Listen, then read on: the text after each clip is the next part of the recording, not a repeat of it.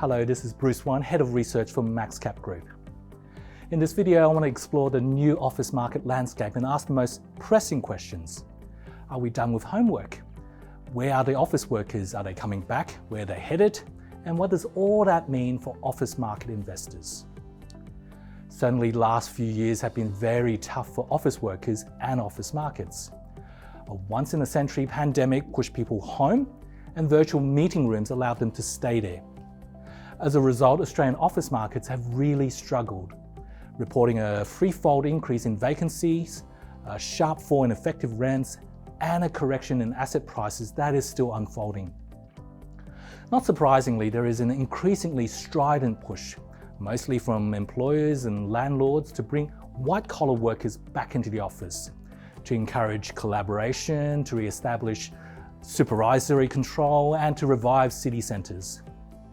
After a taste of freedom at home, however, workers have been slow to respond, not keen to swap tracksuits for work suits, resume their very costly commutes, and return to their office desks.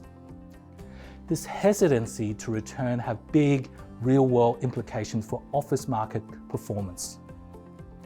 For starters, this is translating to a missing office demand recovery.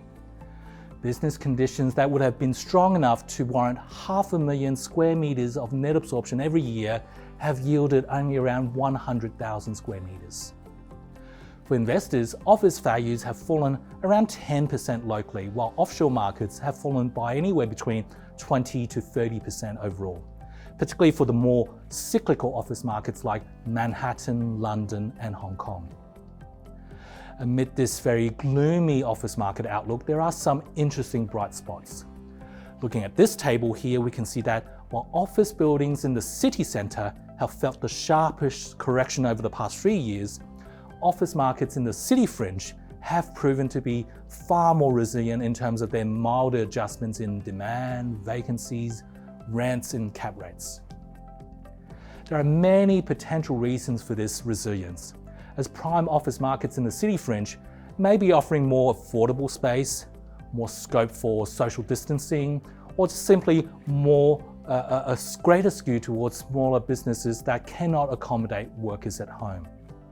Out of all this, I think there are some vital conclusions we can draw about the investment outlook ahead.